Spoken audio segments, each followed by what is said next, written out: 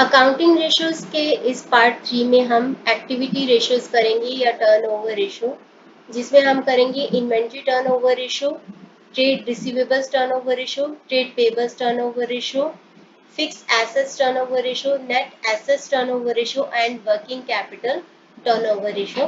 तो ये 6 तरह की रेशियोज करेंगे, इनके फॉर्मूला और उनके रिलेटेड न्यूमेरिकल प्रॉब्लम सॉल्व करेंगे।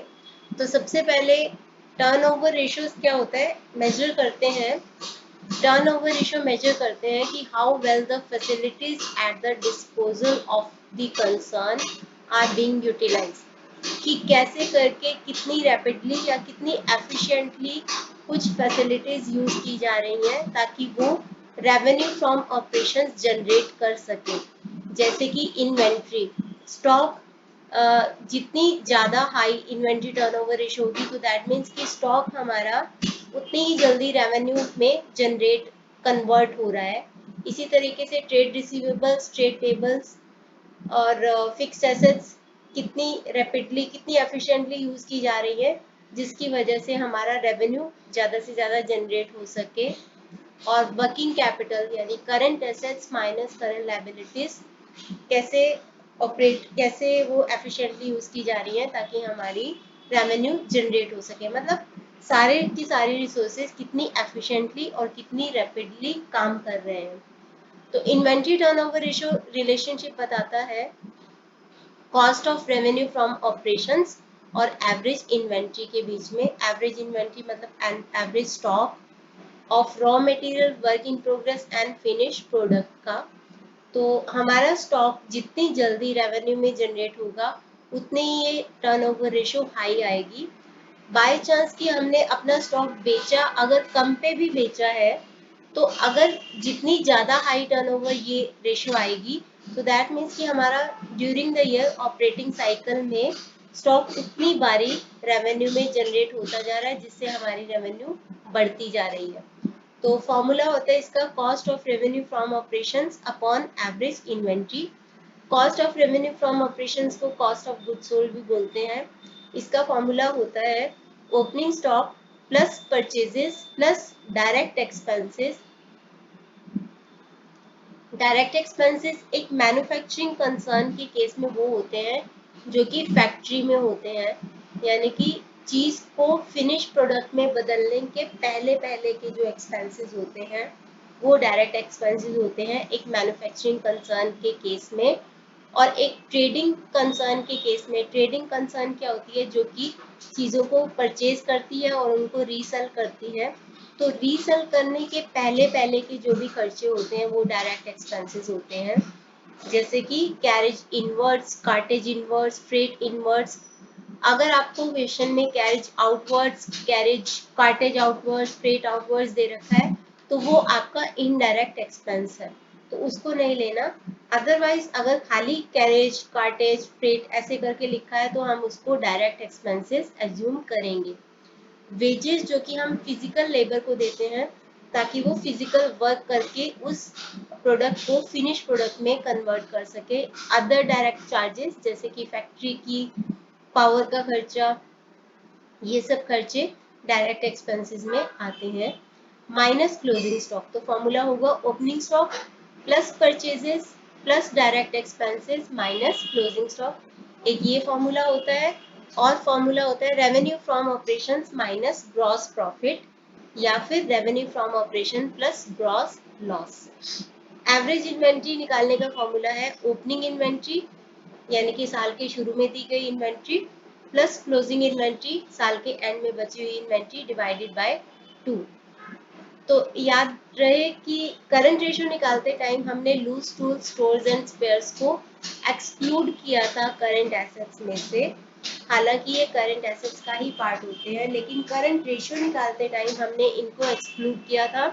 लेकिन लॉन्ग टर्म सोल्वेंसी रेशियो जो कि पार्ट 2 के वीडियो में की थी उसमें हमने इनको शामिल करना है। लेकिन जब हम टर्नओवर रेशियोज निकालते हैं, इन्वेंट्री टर्नओवर रेशियो निकालते हैं तो हमें लूज टू स्टोर्स एंड स्पेयर्स को फिर से एक्सक्लूड करना है, मतलब इनको इन्वेंट्री का पार्ट नहीं लेना है। तो अब हम क्वेश्चन स्टार्ट करते हैं इसके। सबसे पहले हमारे पास Calculate inventory turnover ratio from the data given below. Inventory at the beginning of year, inventory at the end of the year. तो इन दोनों को मिला के हम एवरेज इन्वेंट्री कैलकुलेट करेंगे. तो एवरेज इन्वेंट्री का फॉर्मूला होता है opening inventory plus closing inventory divided by 2. तो 90,000 ये आ जाएगा आपका 1 लाख. अब हमें निकालना है cost of goods sold. Purchases add करना है ओपनिंग इन्वेंट्री में. हमारा फॉर्मूला था opening inventory plus purchases. Purchases में हमने नेट परचेजेस लेना है. नेट परचेजेस का मतलब होता है परचेजेस माइनस परचेजेस रिटर्न. लेकिन अगर आपको क्वेश्चन में परचेजेस रिटर्न नहीं दे रखा तो इसको हम नहीं कंसीडर करेंगे. तो opening stock plus purchases plus direct expenses यानी कि वेजेस कैरेज इनवर्ड्स. तो ये हो जाएगा आपका और माइनस क्लोजिंग स्टॉक माइनस करेंगे तो हमारा कॉस्ट ऑफ गुड्स सोल्ड या कॉस्ट ऑफ आरएफओ आ जाएगा. तो हम लेते हैं opening stock plus purchases plus wages plus carriage inwards और माइनस करेंगे क्लोजिंग स्टॉक को. तो ओपनिंग स्टॉक है 90,000, परचेजेस हैं 2,30,000 के, वेजेस हैं 70,000 plus 20,000 carriage inwards minus closing stock है हमारा 1,10,000. तो इन सबको ऐड माइनस करने के बाद हमारा आंसर आएगा यहाँ पे 3 लाख. तो इन्वेंट्री टर्नओवर रेशियो का फॉर्मूला होता है cost of RFO divided by average inventory.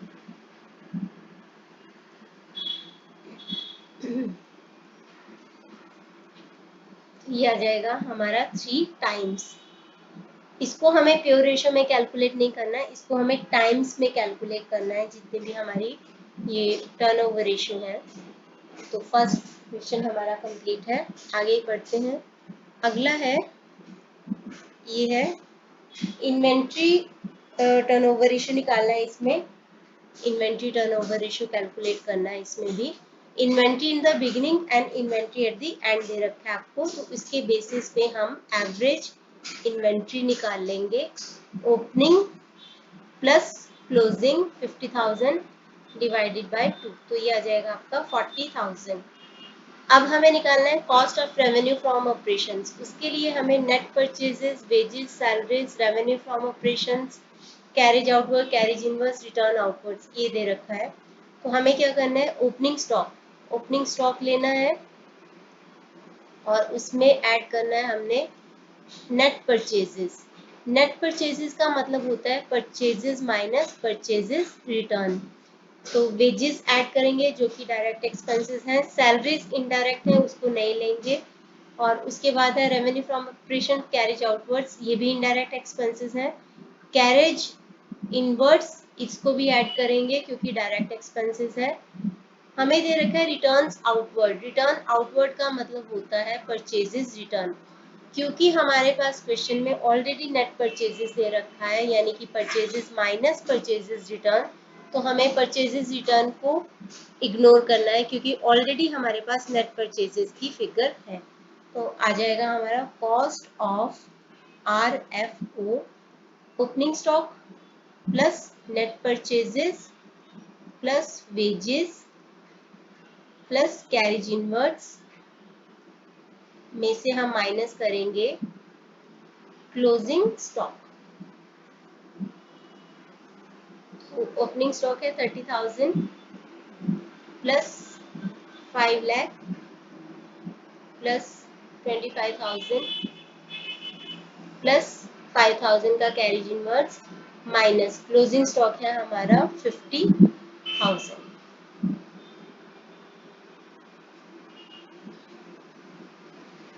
तो इन सबको प्लस माइनस करने से हमारा कॉस्ट ऑफ आरएफओ आ जाता है 5,10,000. तो इन्वेंट्री टर्नओवर रेशियो निकालेंगे cost of RFO divided by average inventory. तो 5,10,000 डिवाइडेड बाय 40,000, तो यहाँ पे आपका आंसर आएगा 12.75 टाइम्स। नेक्स्ट है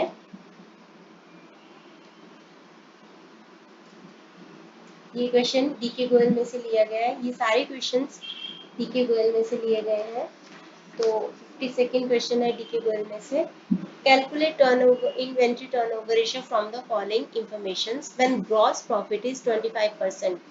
25% अगर आपको नहीं दे रखा कि किसका 25%, तो आपने एज्यूम करना है कि वो नेट सेल्स का 25% है। नेट सेल्स का मतलब होता है सेल्स माइनस सेल्स रिटर्न, या फिर इसको बोलते हैं आरएफओ, रेवेन्यू फ्रॉम ऑपरेशंस। हमारे पास दे रखा है क्रेडिट सेल्स, कैश सेल्स, तो दोनों को मिलाएंगे तो टोटल सेल्स आ जाएगा।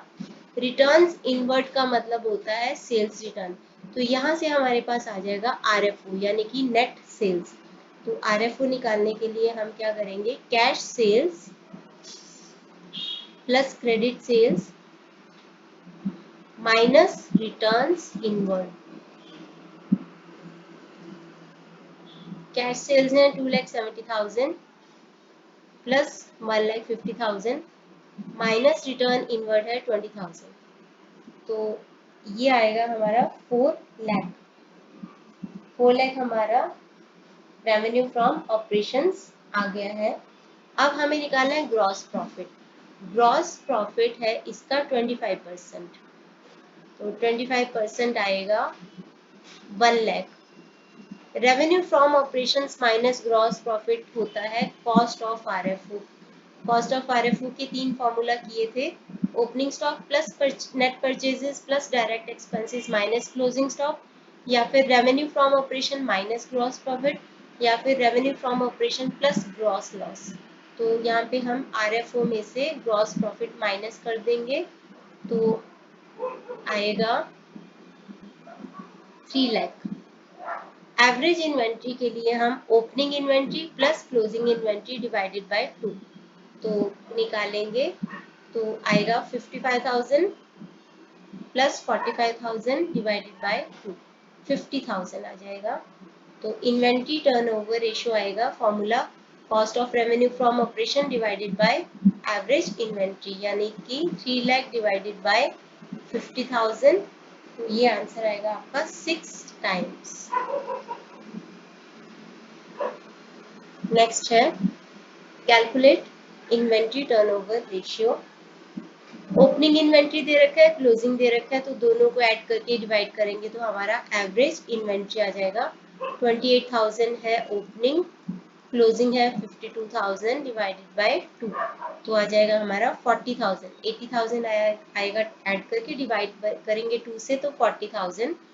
रेवेन्यू फ्रॉम ऑपरेशन हमारा दे रखा है 6 लाख, आरएफओ दे रखा है 6 लाख।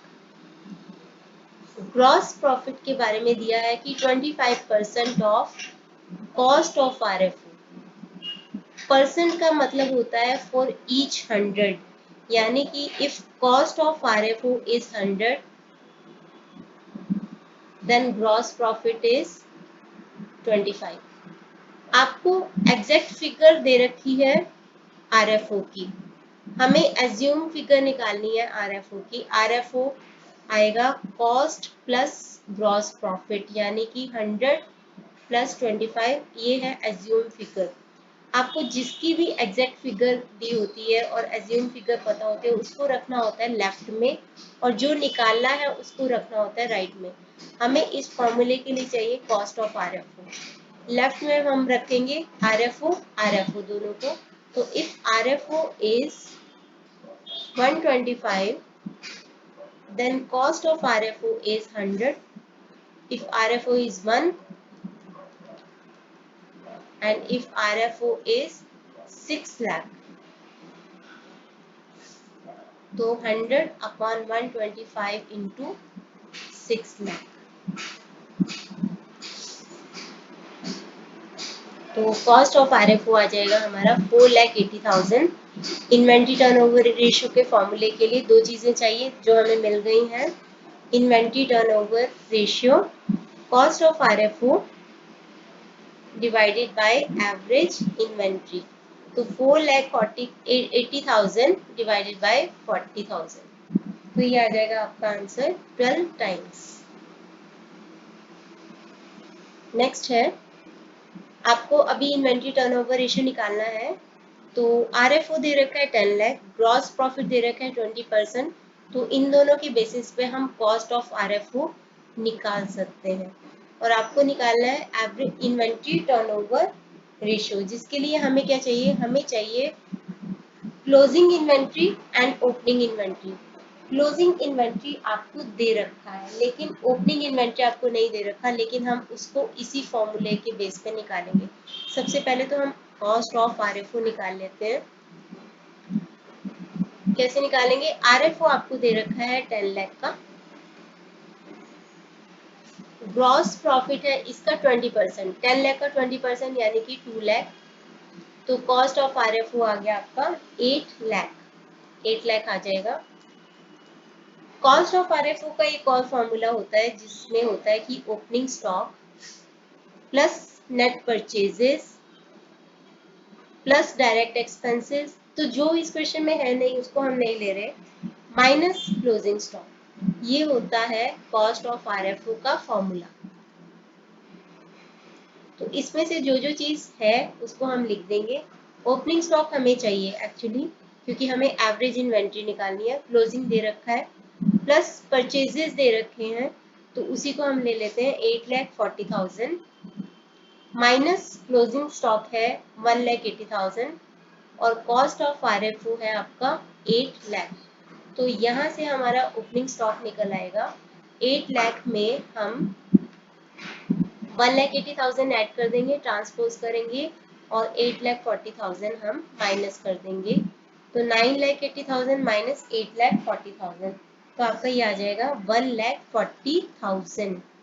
अब हमारा एवरेज स्टॉक या एवरेज इन्वेंट्री आ जाएगा, ओपनिंग प्लस क्लोजिंग हमें दे रखा है, opening plus closing divided by 2, तो 1,40,000 डिवाइडेड बाय 1,40,000 प्लस 1,80,000 का क्लोजिंग दे रखा है डिवाइडेड बाय 2, तो ये आ जाएगा आपका 1,60,000। इन्वेंट्री टर्नओवर रेशियो के फॉर्मूले में cost of revenue from operation divided by average inventory या एवरेज स्टॉक, 5 टाइम्स, तो ये हमारा आंसर आ जाएगा। उसके बाद है, यहाँ पे भी हमें इन्वेंट्री टर्नओवर रेशियो निकालना है। RFO दे रखा है 2 लाख, GP है 25% on cost, opening inventory was 1/3 of the value of closing inventory. तो अगर हम क्लोजिंग इन्वेंट्री को नहीं मानने की जरूरत नहीं है, क्योंकि आगे ही दे रखा है कि closing inventory was 30% of RFO, तो सबसे पहले तो हम वही निकाल लेते हैं। RFO है हमारा 2 लाख, ग्रॉस प्रॉफिट जो है वो दे रखा है 25% ऑन कॉस्ट, जिसके ऊपर परसेंट दे रखा होता है 25% ऑन कॉस्ट, यानी कि if cost is 100 then GP is 25, then RFO will be cost plus GP, यानी कि 100 प्लस 25 125।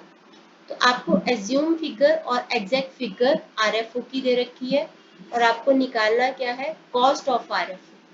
तो जो चीज दोनों की दे रखी है लेफ्ट में उसको रखेंगे, तो if RFO is 125 then cost जो कि हमें निकालना है उसको राइट पे रखेंगे, if RFO is 1 and if RFO is 2 lakh.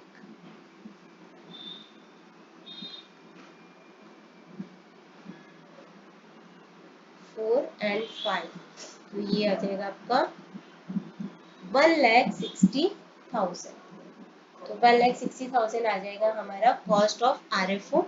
और हमें क्या चाहिए, क्लोजिंग एंड ओपनिंग इन्वेंट्री।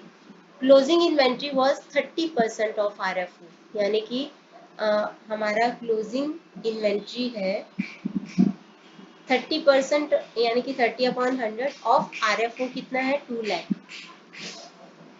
तो ये आ जाएगा आपका 60,000 क्लोजिंग इन्वेंट्री। और opening inventory was 1/3 of the value of closing inventory, तो ओपनिंग इन्वेंट्री होगा इसका 1/3 यानी कि 60,000 का 1/3 मतलब 20,000। तो इसके बेसिस पे हम एवरेज इन्वेंट्री निकाल लेते हैं। 60,000 प्लस 20,000 डिवाइडेड बाय 2, तो एवरेज इन्वेंट्री आएगा opening plus closing divided by 2 मतलब 40,000।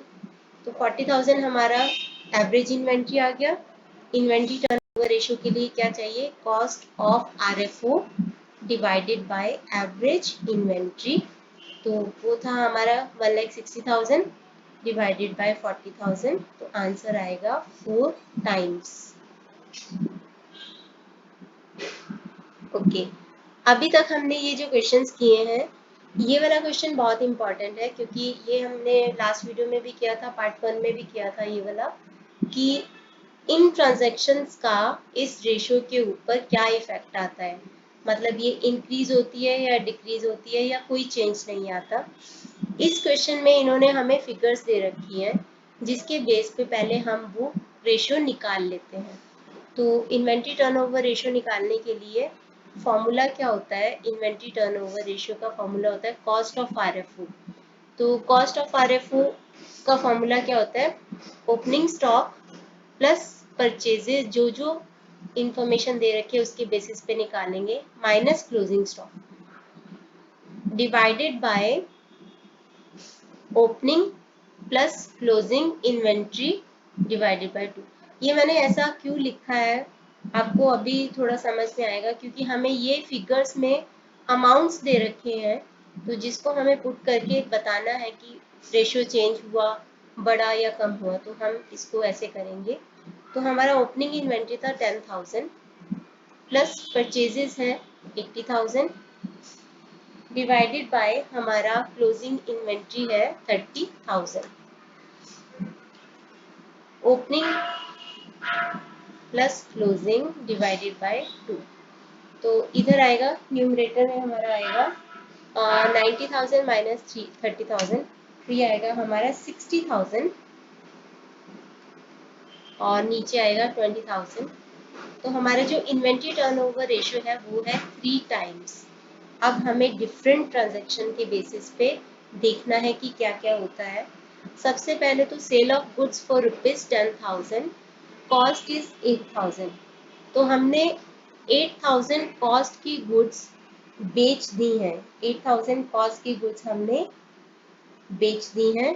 तो बेच दी हैं तो दैट मीन्स कि हमारे क्लोजिंग स्टॉक कम हो जाएगा उतनी अमाउंट से, हमारा क्लोजिंग स्टॉक उतनी अमाउंट से कम हो जाएगा, यानी कि 10,000 प्लस 80,000 माइनस हमें 22,000 करना पड़ेगा क्योंकि इतने का स्टॉक हमने बेच दिया, डिवाइडेड बाय, अब यहाँ पे भी ओपनिंग कितना था 10,000 प्लस क्लोजिंग अब रह जाएगा 22,000 डिवाइडेड बाय 2, तो ऊपर आ जाएगा हमारा 90,000 माइनस 22, ये आ जाएगा हमारा 68,000 और डिवाइडेड बाय यहाँ पे आ जाएगा हमारा 16,000, तो रेशियो बढ़ जाएगा। इस बार हमें अमाउंट्स के बेसिस पे कैलकुलेट करते हुए ये कैलकुलेट करना है। अभी आपको समझ में आया होगा कि मैंने ये प्रॉपरली पूरा फॉर्मूला ऐसे क्यों लिखा है, ताकि हम बार बार हमें चेक नहीं करना पड़े, बार बार हम इसमें जस्ट एंटर कर दें जो भी अमाउंट्स हमें दे रखे हैं, तो रेशियो बढ़ जाएगा। आप लिखेंगे कि रेशियो बढ़ जाएगा। अगला है, यहाँ पे क्या हुआ था, रीजन आप देंगे कि इतने के गुड्स हमने सेल कर दिए थे, इतने के गुड्स हमने सेल कर दिए थे जिससे हमारा closing stock sorry closing stock जो है वो कम हो जाएगा। क्लोजिंग स्टॉक कम हो जाने की वजह से एवरेज इन्वेंट्री हमारा कम हो जाएगा। ऊपर भी हालांकि ऊपर बढ़ गया है, न्यूमरेटर बढ़ गया है और डिनोमिनेटर कम हो गया है, तो दोनों तरफ ही ऐसा इफेक्ट आया है कि जिसकी वजह से हमारी रेशियो बढ़ जाएगी। हमने ये 8 रूल्स किए हुए हैं पार्ट 2 वाले वीडियोस में, आप उसको देख सकते हो। अगला है increase in the value of closing inventory by 10,000।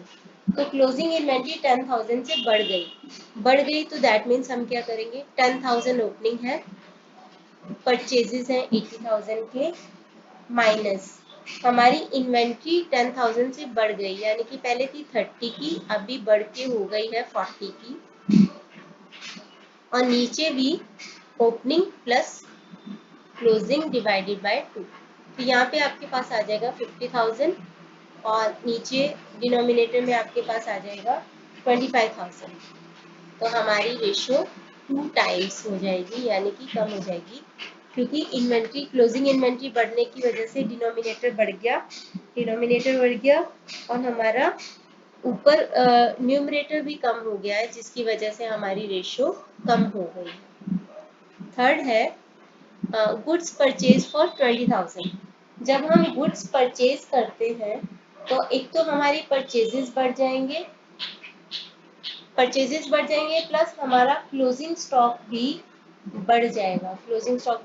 यहाँ पे हमारे 10,000 का ओपनिंग स्टॉक था, प्लस परचेजेस बढ़ के हो गए हैं 1 लाख के, लेकिन यहाँ पे हमारा क्लोजिंग स्टॉक भी बढ़ के हो जाएगा 50,000 का। तो नीचे आ जाएगा 10,000 opening plus 50,000 closing divided by 2। तो 1,10,000 माइनस 50, यानी कि 60,000 ऊपर और 30,000 नीचे। तो रेशो हो जाएगा 2 टाइम्स।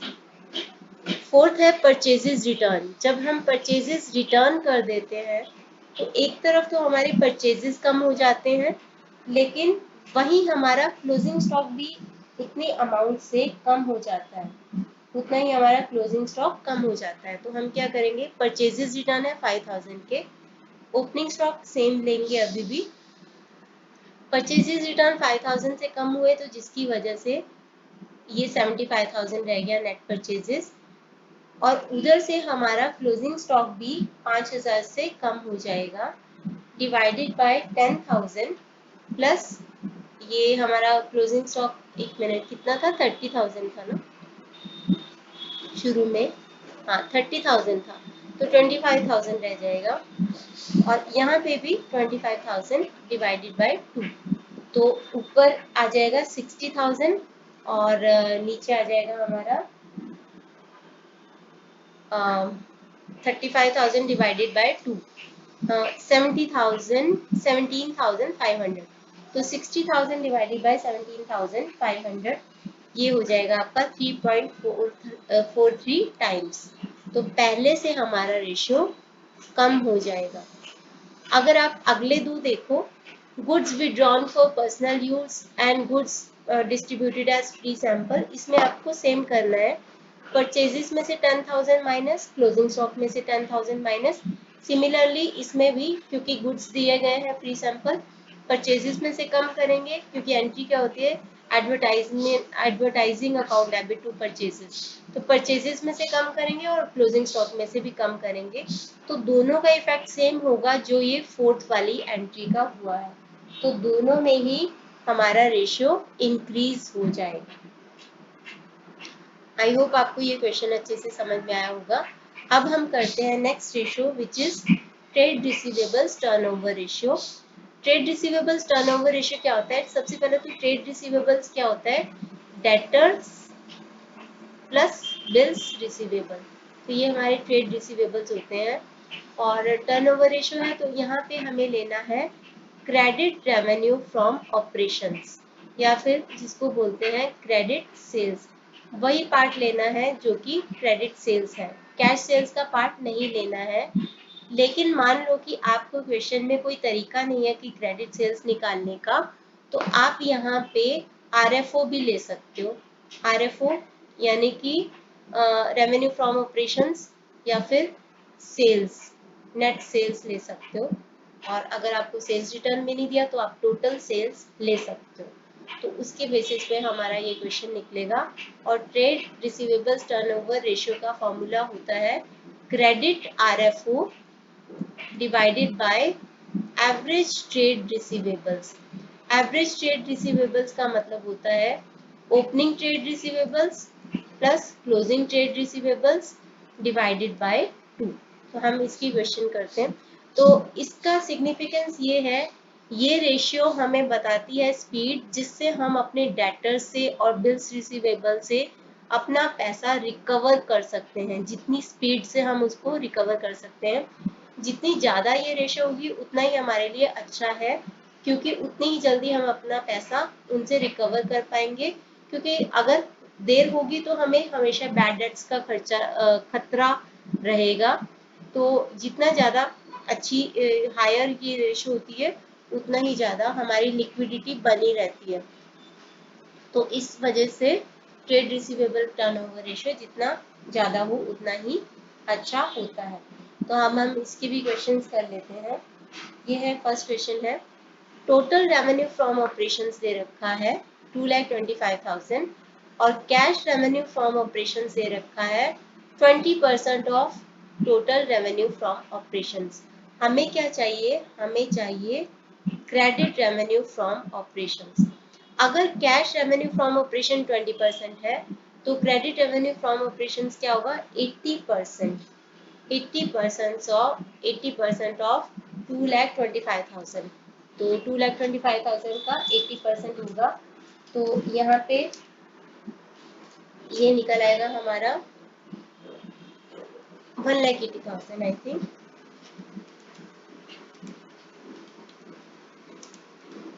1,80,000 1,80,000 आ गया हमारा।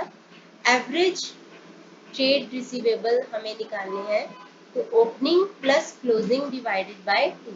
तो 8,000 प्लस 12,000 डिवाइडेड बाय 2 यानी कि 10,000। तो हमारी ट्रेड रिसीवेबल टर्नओवर रेशियो होगी credit revenue from operation divided by average trade receivables. 1,80,000 divided by,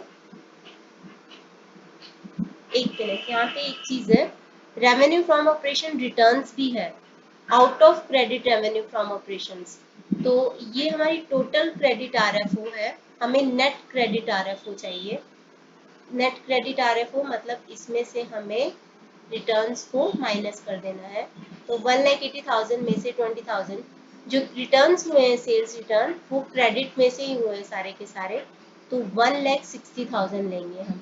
तो 1,60,000 यानी net credit revenue from operations divided by average trade receivables which is 10,000। तो ये हो जाएगा आपका 16 times.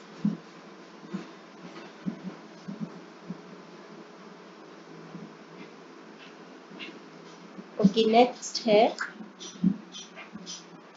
Calculate trade receivables ratio turnover ratio from the following information. आपको दे रखे हैं opening debtors 1,20,000, credit sales 10 lakh, cash receive from debtors 9,60,000, discount allowed 80,000, goods return by debtors 20,000। आपको चाहिए दो चीजें, एक तो क्रेडिट सेल्स चाहिए, वो तो हमें दे रखा है, लेकिन दूसरी चीज है एवरेज ट्रेड रिसीवेबल्स। इस क्वेश्चन में रिसीवेबल्स में सिर्फ डेटर ही है, ओपनिंग डेटर हमें दे रखा है, क्लोजिंग डेटर्स अगर पता होंगे तो हम opening plus closing divided by 2 करके एवरेज ट्रेड रिसीवेबल्स या एवरेज डेटर्स निकाल सकते हैं। लेकिन हमें इस क्वेश्चन में क्लोजिंग डेटर नहीं दे रखा, लेकिन हम इसको निकाल सकते हैं डेटर्स अकाउंट बनाकर। तो हम डेटर्स अकाउंट बनाएंगे। डेटर्स एक एसेट होता है, एसेट का डेबिट बैलेंस होता है, यानी कि ओपनिंग बैलेंस आता है उसका डेबिट साइड में, प्लस एसेट बढ़ती है तो उसको डेबिट करते हैं, कम होती है तो उसको क्रेडिट करते हैं। तो हमें इन ट्रांजैक्शन में यही सोचना है कि कब कब डेटर्स बढ़ेंगे। सबसे पहले तो ओपनिंग डेटर्स यहाँ पे लिख देते हैं, to balance BD 1,20,000, credit sales जितना हम उधार पे बेचेंगे उससे हमारे डेटर्स बढ़ेंगे, तो इसको हम डेबिट करेंगे। तो to credit sales 10 lakh, cash receive from debtors हम डेटर से जितना पैसा रिसीव करेंगे उससे हमारे डेटर्स की अमाउंट कम हो जाएगी, तो बाय कैश अकाउंट 9,60,000। डिस्काउंट हम जितना अलाउ करेंगे अपने डेटर्स को उतनी अमाउंट से हमारे डेटर्स कम हो जाएंगे, तो बाय डिस्काउंट अलाउड है हमारा 80,000। गुड्स रिटर्न बाय डेटर्स यानी कि परचेजेस यानी कि सेल्स रिटर्न, जितना हमने डेटर्स को बेचा है उसमें से जितना उन्होंने जितने की गुड्स हमने वापस कर दी है उससे हमारे डेटर्स कम हो जाएंगे, तो यानी कि सेल्स रिटर्न 20,000 से हमारे डेटर्स कम हो जाएंगे। अब हम इसकी बैलेंसिंग कर लेते हैं। इस डेबिट साइड का टोटल है 11,20,000, इधर का टोटल भी सेम होना चाहिए, तो जो भी बैलेंसिंग फिगर आएगी जो कि आ रही है हमारी 60,000, वो होगी हमारी क्लोजिंग डेटर्स यानी कि बाय बैलेंस सीडी। 60,000 के हमारे क्लोजिंग डेटर हो गए, ओपनिंग डेटर है हमारे 1,20,000 के, तो हम एवरेज डेटर निकाल सकते हैं। एवरेज डेटर्स होंगे opening plus closing divided by 2। Opening है 1,20,000, 60,000 क्लोजिंग डिवाइडेड बाय 2, तो हो जाएगा ये आपका 90,000। दूसरी अमाउंट चाहिए हमें क्रेडिट सेल्स की, जो कि हमें क्वेश्चन में दे रखा है। तो क्रेडिट सेल्स में से हमें सेल्स रिटर्न को माइनस करना है। याद रखिए कि हमें नेट क्रेडिट सेल्स लेना होता है या फिर नेट क्रेडिट आरएफओ लेना होता है। तो 10 लाख में से 20,000 के सेल्स रिटर्न जो है उसको हम माइनस कर देंगे। तो क्या लिखेंगे, क्या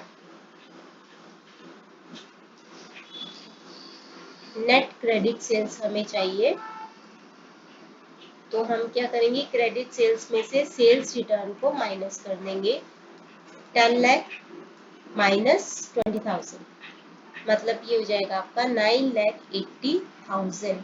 तो हमारा ट्रेड रिसीवेबल्स टर्नओवर रेशियो आ जाएगा 9,80,000 डिवाइडेड बाय 90,000, तो आ जाएगा 10.89 times.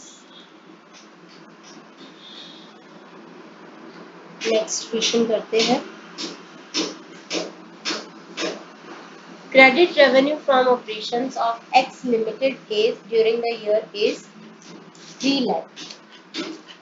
If trade receivables turnover ratio is 5 times, calculate trade receivables in the beginning and at the end of the year.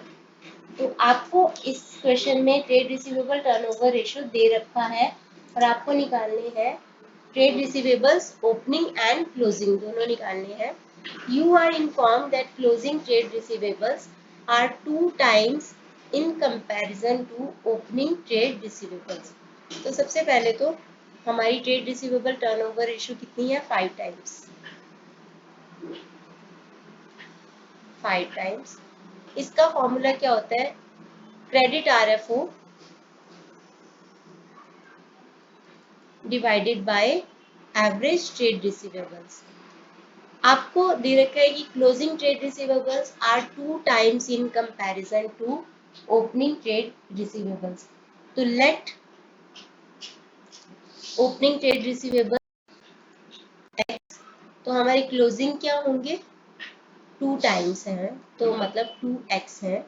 तो एवरेज ट्रेड रिसीवेबल्स कितने होंगे x plus 2x divided by 2, तो 1.5x होंगे। तो यहाँ पे हम ले लेते हैं इसको average trade receivables is equal to 5। Credit RFO आपको दे रखा है 3 लाख, ये है आपका 1.5x इज इक्वल टू 5, तो 3 lakh divided by 5 is 1.5x, तो ये आपका आ गया है 60,000। तो 60,000 को x की वैल्यू निकालनी है, तो 60,000 को हम डिवाइड करेंगे 1.5 से।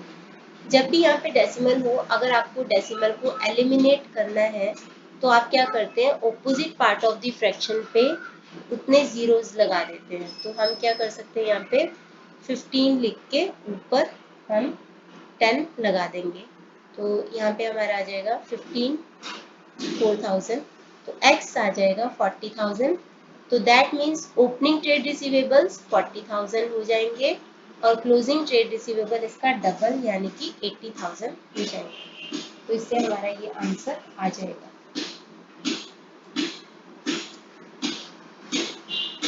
नेक्स्ट है ट्रेड पेबल्स टर्नओवर रेशियो। बिल्कुल उसका ऑपोजिट है। ट्रेड रिसीवेबल टर्नओवर रेशियो होता है net credit sales upon average trade receivables. इसका होता है net credit purchases upon average trade payables. तो एवरेज ट्रेड पेबल्स में आ जाता है क्रेडिटर्स एंड बिल्स पेबल, दोनों आ जाते हैं। और नेट क्रेडिट परचेजेस का मतलब है टोटल परचेजेस में से कैश परचेजेस माइनस कर दो तो हमारा आ जाएगा क्रेडिट परचेजेस, और क्रेडिट परचेजेस आ जाएगा। और हमें चाहिए नेट क्रेडिट परचेजेस। तो नेट क्रेडिट परचेजेस निकालने के लिए क्रेडिट परचेजेस में से परचेजेस रिटर्न माइनस कर दो। तो in short total purchases minus cash purchases minus purchases return is equal to net credit purchases. तो ये जो है, अगर आपको क्वेश्चन में क्रेडिट परचेज नहीं दिया हुआ, बिल्कुल वैसे ही जैसे क्रेडिट आरएफओ नहीं दिया होता तो हम टोटल आरएफओ ले लेते हैं। इसी तरीके से अगर आपको क्वेश्चन में क्रेडिट परचेजेस नहीं दे रखा और कोई तरीका नहीं है उसको निकालने का, तो हम टोटल परचेजेस भी ले सकते हैं। तो हम क्वेश्चन कर लेते हैं इसके। आपको इस क्वेश्चन में दोनों निकालने हैं। मैं आपको ट्रेड पेबल्स टर्नओवर रेशियो निकाल के बता रही हूँ। तो आपके आरएफओ दे रखा है जो कि ट्रेड रिसीवेबल्स के लिए चाहिए। क्रेडिटर्स दे रखा है 12 लाख। बिल्स रिसीवेबल दे रखा है, हमें ये ट्रेड रिसीवेबल टर्नओवर रेशियो के लिए चाहिए ये दोनों चीजें। मैं ट्रेड पेबल्स निकाल रही हूँ। क्रेडिटर्स दे रखा है और बिल्स पेबल दे रखा है। क्योंकि यहाँ पे एवरेज क्रेडिटर्स और एवरेज बिल्स पेबल निकालने के लिए ओपनिंग और क्लोजिंग दोनों चाहिए, तो दोनों के लिए कुछ अब हमें दे नहीं रखा, तो हम खाली इसको ले लेंगे, क्रेडिटर्स को और बिल्स पेबल को ले लेंगे और उसको ले लेंगे हम कैलकुलेट करने के लिए ट्रेड पेबल्स टर्नओवर रेशियो के लिए। तो सबसे पहले क्रेडिट परचेजेस। क्रेडिट परचेजेस के लिए आपको परचेजेस दे रखा है, डेटर्स दे रखा है, लेकिन आपको परचेजेस रिटर्न नहीं दे रखा। तो परचेजेस रिटर्न नहीं दे रखा तो जितनी इंफॉर्मेशन दे रखी है हम उसी को यूज कर लेते हैं। तो ट्रेड पेबल्स टर्नओवर रेशियो के लिए हमें चाहिए था credit purchases divided by average trade pebbles, but क्योंकि हमें क्रेडिट परचेजेस नहीं दे रखा तो हम टोटल परचेजेस ले लेते हैं। और हमें average trade pebbles opening closing नहीं दे रखा तो क्लोजिंग ही दे रखा है खाली, तो हम क्लोजिंग को ले लेते हैं। तो लिखेंगे क्या, क्रेडिटर्स प्लस बिल्स पेबल। तो टोटल परचेजेस है आपके 1 2 3 4 5, तो 1,50,00,000 डिवाइडेड बाय आपके क्रेडिटर्स हैं 12 लाख प्लस बिल्स पेबल है आपके 60,000, तो 60,000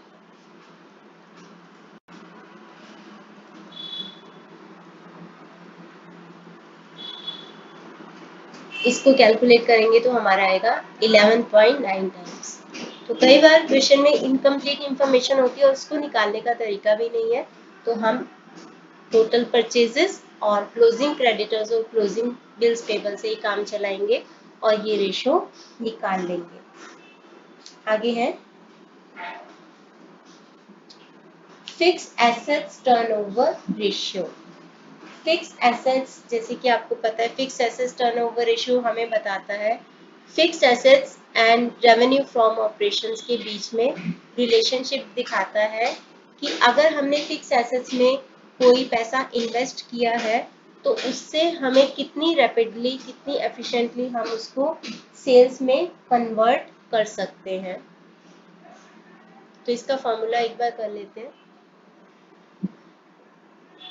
इसका फॉर्मूला है रेवेन्यू फ्रॉम ऑपरेशन यानी कि नेट सेल्स मतलब sales minus sales return divided by net fixed assets. Net का मतलब है फिक्स एसेट्स में से डेप्रिसिएशन को माइनस कर देना है। हमारी जितनी भी रेशियोज हैं उसमें हम डेप्रिसिएशन को माइनस करते हैं। करंट एसेट्स में जब हम डेटर लेते हैं तो हम प्रोविजन फॉर डाउटफुल डेट्स को माइनस कर देते हैं। तो नेट फिक्स्ड एसेट्स मतलब फिक्स एसेट्स माइनस डेप्रिसिएशन। अब एक बार कर लेते हैं कि फिक्स एसेट्स में आता क्या क्या है।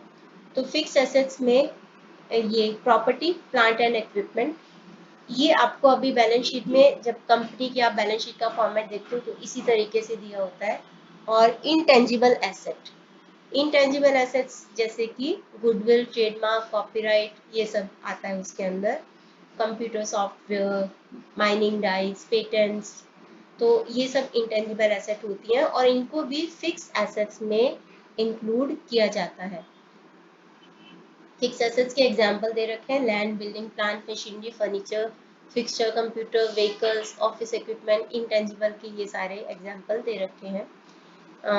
Trademarks, computer software, copyright, mining rights, licences and franchisee, तो इनको भी हमें फिक्स एसेट में इंक्लूड करना होता है। तो अब हम फिक्स एसेट टर्नओवर रेशियो कई बार हम 2 सालों की निकालते हैं और उसको आपस में कंपेयर करते हैं। जैसे कि आपको ये छोटे से एग्जांपल में लिखा हुआ है 22 में ये थी 5 टाइम्स और 23 में थी ये 3 टाइम्स हो गई है। तो जो सिचुएशन थी वो खराब हो रही है पहले से। पहले जल्दी से फिक्स एसेट में जो भी हमने इन्वेस्ट किया हुआ था वो करने से हमारे 5 टाइम्स टर्नओवर हो रहा था, यानी कि सेल्स बढ़ रही थी। हालांकि हमने फिक्स एसेट्स की वैल्यू 4 लाख थी 8 लाख कर दी, डबल कर दी फिक्स एसेट्स में इन्वेस्टमेंट, लेकिन हमारे जो सेल्स हैं वो सिर्फ 20 लाख से 24 लाख हुए हैं, यानी कि 4 लाख डिवाइडेड बाय 20 इंटू 100, तो काफ़ी कम 20% का ही इंक्रीज हुआ है। फिक्स एसेट में 100% का इंक्रीज करने से सेल्स में 20% का ही इंक्रीज हुआ, जो कि हमारी कंपनी के लिए अच्छा नहीं है। सो दैट मीन्स कि हमारी फिक्स एसेट्स इतनी एफिशिएंटली यूज नहीं की जा रही। तो इस तरह के क्वेश्चन भी आ सकते हैं आपको 1 मार्क पर। तो हम एक क्वेश्चन करते हैं, इलस्ट्रेशन नंबर 84 है डीके गोयल में से।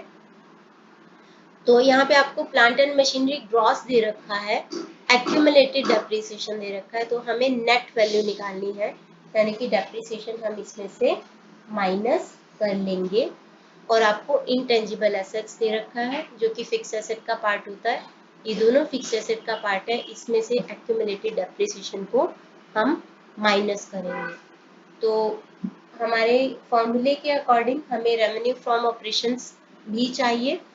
रेवेन्यू फ्रॉम ऑपरेशंस के लिए हमें average inventory turn average inventory दे रखा है और इन्वेंट्री टर्नओवर रेशियो दे रखा है। आपको अगर याद होगा इन्वेंट्री टर्नओवर रेशियो का फॉर्मूला क्या होता है, cost of RFO divided by average inventory, ये फॉर्मूला होता है हमारा इन्वेंट्री टर्नओवर रेशियो का। तो उसके बेसिस पे अगर हम निकालें तो हमारा cost of revenue from operation निकल आएगा। ये दिया हुआ आपको 5 times cost of RFO divided by average inventory आपका 7,20,000, तो उसके बेसिस पे आपका कॉस्ट ऑफ आरएफओ निकल आएगा। तो कॉस्ट ऑफ आरएफओ होगा आपका 7,20,000 इंटू 5 कॉस्ट ऑफ आरएफओ होगा, जो कि आता है आपका 36 लाख। तो 36 लाख आ गया आपका कॉस्ट ऑफ आरएफओ। हमें अपने फॉर्मूला के लिए चाहिए, हमें चाहिए आरएफओ। हम ये निकाल सकते हैं क्योंकि हमें ग्रॉस प्रॉफिट दे रखा है। ग्रॉस प्रॉफिट आपको दे रखा है 20% ऑन कॉस्ट, तो 20% ऑन कॉस्ट निकालेंगे तो ग्रॉस प्रॉफिट है 20% ऑन कॉस्ट। इसका मतलब है कि if cost of RFO is 100 then gross profit is 20 और RFO will be cost plus GP, यानी कि 100 plus 20 120। इस बार हमें कॉस्ट की एज्यूम फिगर और एक्चुअल फिगर पता है, तो इसको हम लेफ्ट पे रखेंगे। हमें जो निकालना है RFO, इसको हम राइट पे रखेंगे। तो if cost is 100, then RFO is 120. If cost is 1 and if cost is 36 lakh, इसके बेसिस पे हम RFO निकालेंगे, जो कि हमारा आएगा 43,20,000। एक फिगर हमारे पास आ गई अपने फॉर्मूला की। फिक्स एसेट टर्नओवर रेशियो के लिए हमें फिक्स एसेट चाहिए, तो हम लेंगे नेट फिक्स एसेट, यानी कि plant and machinery minus depreciation, क्योंकि हमें नेट फिक्स एसेट चाहिए। तो यहाँ पे स्पेस कम है, तो हम क्या करते हैं, यहीं पे कर लेते हैं 6,80,000 माइनस 1,20,000, यानी कि नेट प्लांट एंड मशीनरी आ गया हमारा 5,60,000। उसमें ऐड करेंगे हम इंटेंजिबल एसेट, जो कि है 40,000। 6 लाख आ गई हमारी फिक्स एसेट। तो फिक्स एसेट हमारी आ गई है 6 लाख। अब हम फॉर्मूला यूज करते हैं फिक्स एसेट टर्नओवर रेशियो का। Revenue from operation divided by fix asset, जो कि है हमारा 43,20,000 डिवाइडेड बाय 6 लाख। तो ये हो जाएगा हमारा 7.2 टाइम्स। 7.2 टाइम्स हमारा आंसर आ जाएगा। ओके, नेक्स्ट है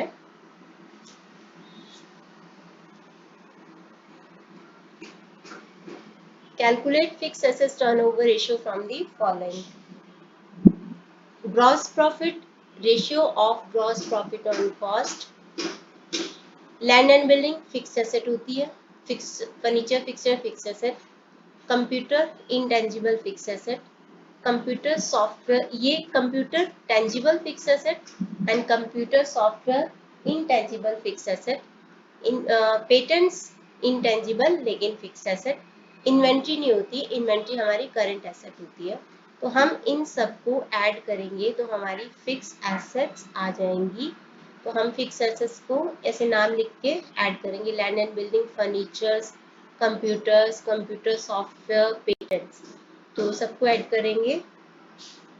लैंड एंड बिल्डिंग है 5 लाख, फर्नीचर है 1,50,000 प्लस कंप्यूटर्स है 70,000 प्लस कंप्यूटर सॉफ्टवेयर है 20,000 प्लस पेटेंट है हमारा 10,000। तो इन सबको जब हम ऐड करेंगे तो हमारा आएगा 7,50,000।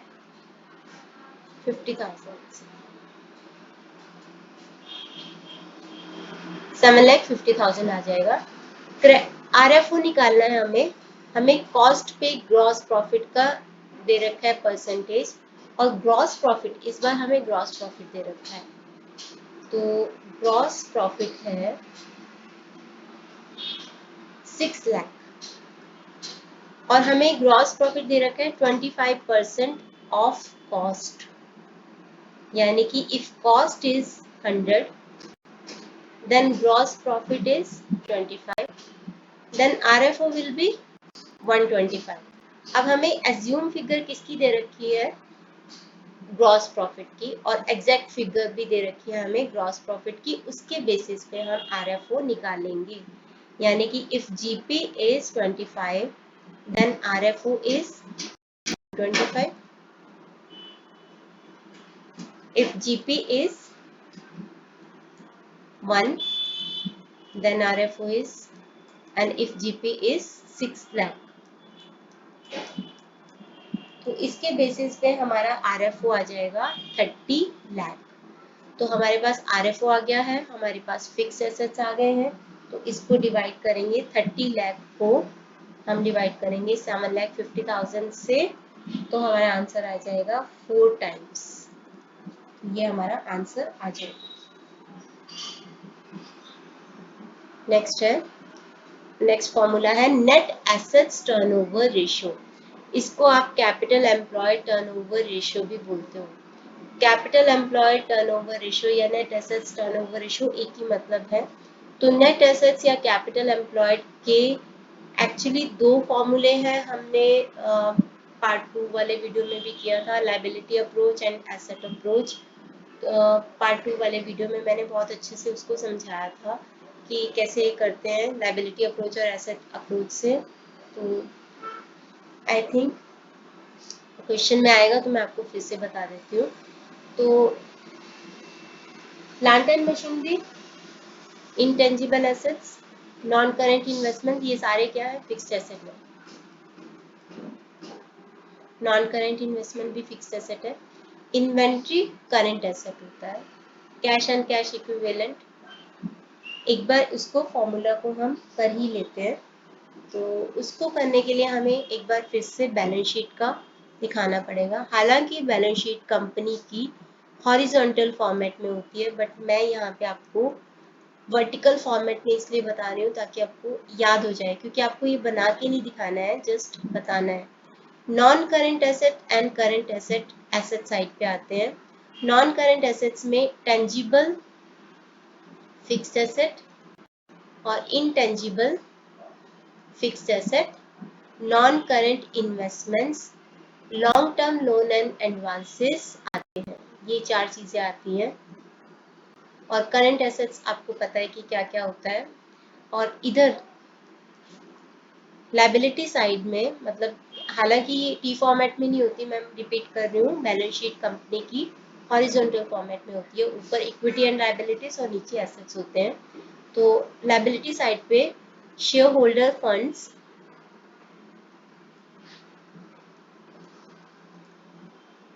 लॉन्ग टर्म डेट्स और करंट लायबिलिटीज होता है। तो आपको मैं दोनों तरीके से एक बार बता देती हूँ कि कैसे निकालना है कैपिटल एम्प्लॉयड। या तो आप एसेट साइड, एसेट अप्रोच अगर है, एसेट अप्रोच में non current assets plus current assets. Remember, इसमें आपको नॉन ट्रेड इन्वेस्टमेंट्स नहीं लेना, गुडविल नहीं लेना और फिक्टिशियस एसेट नहीं लेना। इनमें से एसेट में से नॉन ट्रेड इन्वेस्टमेंट्स, गुडविल और फिक्टिशियस एसेट को छोड़ के बाकी सारी एसेट्स में से करंट लायबिलिटी को माइनस कर दो तो आपका आ जाएगा कैपिटल एम्प्लॉयड या फिर net assets.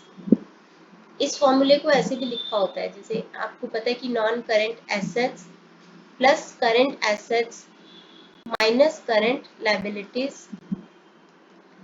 Current assets minus current liabilities का मतलब क्या होता है, non current assets plus working capital. तो ऐसे भी आप दिखा सकते हो अगर आपको वर्किंग कैपिटल दे रखा है क्वेश्चन में। या फिर दूसरा फॉर्मूला क्या है, इन दोनों को ऐड कर दो, share holder funds plus long term debts, तो आपका कैपिटल एम्प्लॉयड आ जाएगा। तो अब हम ये वाला क्वेश्चन सॉल्व करते हैं। तो सारी नॉन करेंट एसेट्स ले लेते हैं क्योंकि शायद ये एसेट अप्रोच से निकलेगा, तो उसमें करंट एसेट्स भी ऐड कर लेंगे, करंट एसेट्स ऐड कर लेंगे। और ये भी है कैश एंड कैश इक्विवेलेंट, उसमें से हम माइनस क्या करेंगे, करंट लायबिलिटीज को माइनस करेंगे। तो ये 1,80,000 plus 20,000, 2 lakh plus 40,000, 2,40,000 plus 2,50,000, 4,90,000 plus 5,30,000। तो 5,30,000 में से 30,000 जो कि करंट लायबिलिटी है उसको माइनस करेंगे तो हमारा कैपिटल एम्प्लॉयड या फिर बोलो नेट एसेट्स आ जाएगा। तो वीडियो की लेंथ काफ़ी लंबी होगी, आई थिंक आपको समझ में आएगा। इन सब में से इसको माइनस करना है तो आपका आ जाएगा 5 लाख नेट एसेट्स आ जाएगा। और उसके अलावा हमें क्या चाहिए, आरएफओ चाहिए। आरएफओ के लिए आपको जीपी दे रखा है 25% ऑन कॉस्ट, मतलब if cost is 100 then GP is 25।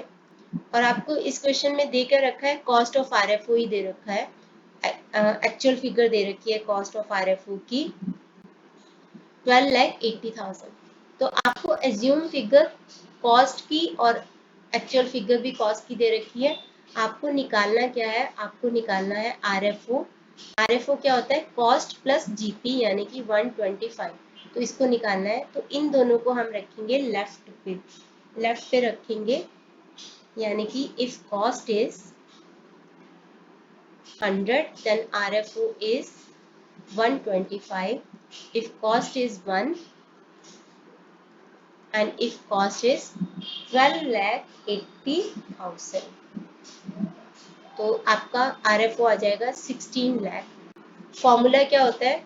Formula होता है हमारा RFO यानी net sales divided by net assets. तो इस फॉर्मूला को लगाएंगे हम तो हमारी नेट एसेट्स टर्नओवर रेशियो आ जाएगी।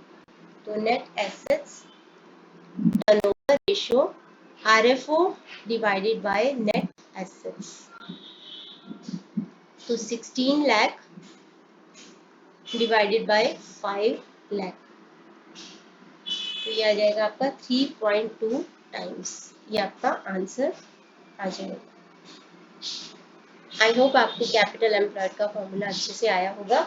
सेकंड पार्ट 2 वाले वीडियो में मैंने बहुत अच्छे से उसको करवाया, उसके काफ़ी सारे क्वेश्चंस भी हमने किए हैं। तो अगला क्वेश्चन करते हैं इसका। फिर से calculate net assets turnover ratio. इस बार अभी हमने पिछले क्वेश्चन में एसेट अप्रोच से नेट एसेट्स निकाला था, अब हम निकालेंगे लायबिलिटी अप्रोच से। लायबिलिटी अप्रोच क्योंकि यहाँ पे आपको लायबिलिटी वाली सारी आइटम्स दे रखे हैं। तो लायबिलिटी अप्रोच से मैंने क्या बताया था कि शेयर होल्डर फंड्स, जिसको कि हम इक्विटी भी बोलते हैं, और प्लस लॉन्ग टर्म डेट्स, इन दोनों को ऐड करेंगे तो हमारी कैपिटल एम्प्लॉयड या फिर नेट एसेट्स आ जाएगा। तो हम करते हैं इसको। शेयर कैपिटल ऐड करेंगे, जनरल रिजर्व ऐड करेंगे, सरप्लस डेबिट है तो दैट मीन्स वो लॉस है, तो इसको हम माइनस करेंगे। लॉन्ग टर्म बोरिंग्स ऐड करेंगे, लॉन्ग टर्म प्रोविजंस हम ऐड करेंगे, तो हमारे पास आ जाएगा नेट एसेट्स। तो एक बार मैं आपको करके दिखाती हूँ। नेट एसेट्स के लिए share capital plus general reserve minus surplus, क्योंकि ये डेबिट है तो लॉस है, plus long term borrowings plus long term provisions. तो शेयर कैपिटल है आपकी 4 लाख, प्लस जनरल रिजर्व है आपका 1 lakh, minus 20,000 plus long term borrowings long term provisions. तो इन सबको ऐड करेंगे 5 लाख, 4,80,000, 5,70,000, 7,70,000 प्लस 30,000, ये हो जाएगा आपका 8 लाख। 8 लाख आ गया। रेवेन्यू फ्रॉम ऑपरेशंस निकालना है आपको, तो आपको cost of revenue from operations दे रखा है, कॉस्ट ऑफ RFO आपको दे रखा है एक्चुअल फिगर 30 लाख, और आपको ग्रॉस प्रॉफिट दे रखा है 25% ऑफ RFO। अच्छा, RFO का 25%, तो दैट मीन्स कि if RFO is 100 then gross profit is 25, then cost is 75। क्योंकि कॉस्ट कैसे निकालेंगे? अगर RFO is equal to cost plus GP, तो that means cost is equal to RFO minus GP, तो कॉस्ट आएगा आपका 75। तो कॉस्ट की आपको एक्चुअल फिगर और एज्यूम फिगर दे रखी है, तो इसको आपको रखोगे लेफ्ट में, और जो निकालना है RFO उसको आप रखोगे राइट में। तो if cost of RFO is 75 assume figure, then RFO is 100. If cost of RFO is 1, then RFO is 100 upon 75, and if cost of RFO is 30 lakh, जो कि हमने यहाँ से दे रखा है 30 lakh, then RFO is 40 lakh। तो नेट assets turnover ratio के लिए हमें चाहिए था RFO और हमें चाहिए थी नेट एसेट्स, तो हम निकाल लेते हैं नेट एसेट्स टर्नओवर रेशियो। तो revenue from operations divided by net assets, तो हमारा आंसर आ जाएगा 5 टाइम्स। अब रह गई है हमारी लास्ट रेशियो, जो कि है वर्किंग कैपिटल टर्नओवर रेशियो। तो वर्किंग कैपिटल टर्नओवर रेशियो का फॉर्मूले में भी revenue from operations divided by working capital. Working capital हमने बहुत बार किया है, current assets minus current liabilities. तो इस रेशियो का इम्पोर्टेंस ज़्यादातर नॉन मैन्युफैक्चरिंग कंसर्न्स में है, क्योंकि वहाँ पे करंट एसेट्स का ज़्यादा रोल प्ले होता है। नॉन मैन्युफैक्चरिंग कंसर्न होते हैं जो ट्रेडिंग का काम करते हैं, तो वहाँ पे लिक्विडिटी ठीक रहनी चाहिए, क्योंकि उनको बार बार खरीद के बेचने का काम करना होता है। तो ये रेशो हमें ये बताती है कि वर्किंग कैपिटल की रोटेशन होके कितनी बार वो आरएफओ में कन्वर्ट हो गई है। तो जितनी ज़्यादा अच्छी ये रेशो आएगी, हाई टर्नओवर आएगा, उतना ही हमें पता चलेगा कि हमारी वर्किंग कैपिटल अच्छे से यूज हो रही है रेवेन्यू फ्रॉम ऑपरेशंस को जनरेट करने में।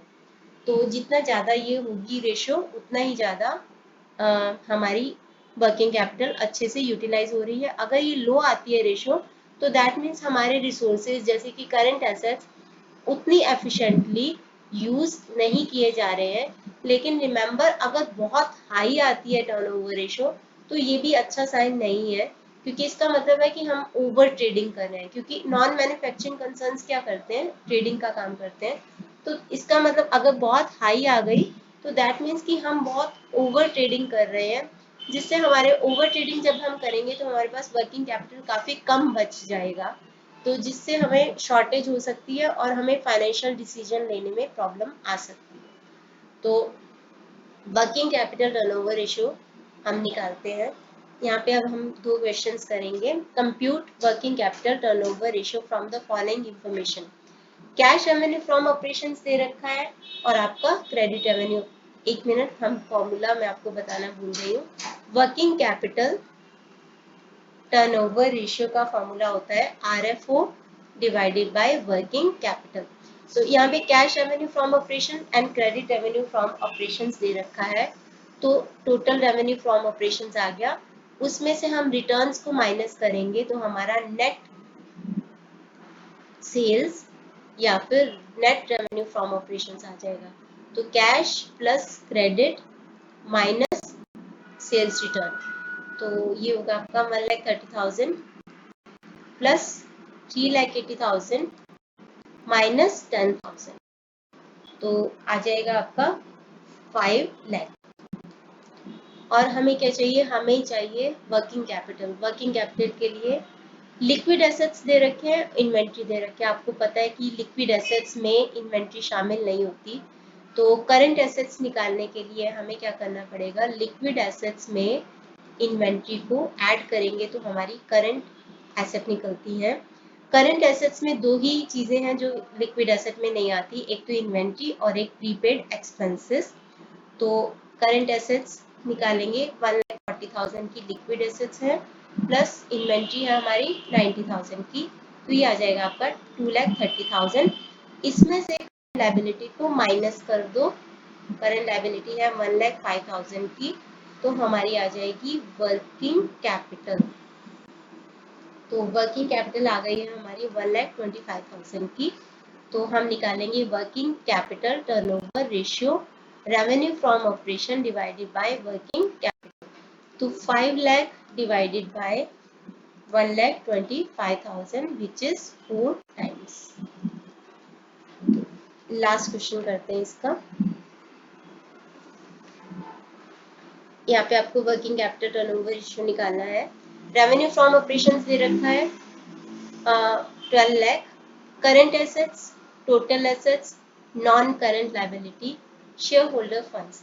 अब आपको इस क्वेश्चन में करंट लायबिलिटीज नहीं दे रखा, तो करंट लायबिलिटी नहीं दे रखा, इट्स ओके, हम निकाल सकते हैं। टोटल एसेट्स हमें दे रखा है 8 लाख, तो टोटल एसेट्स 8 लाख है अगर, तो टोटल लायबिलिटी साइड का टोटल भी 8 लाख ही होना चाहिए, जिसमें से हमें क्या क्या दे रखा है, फर्स्ट शेयर होल्डर फंड्स और सेकंड नॉन करंट लायबिलिटी यानी कि लॉन्ग टर्म डेट्स। तो शेयर होल्डर फंड्स हैं आपके 2 लाख के और नॉन करंट लायबिलिटीज हैं आपके 4 लाख के। तो बाकी जो 2 लाख बचा वो क्या होगा, वो होगा हमारी तीसरी फिगर करंट लायबिलिटी, जो कि हमें चाहिए। तो आपको ऐसे फॉर्मेट नहीं बनाना, आपको लिख के दिखाना है।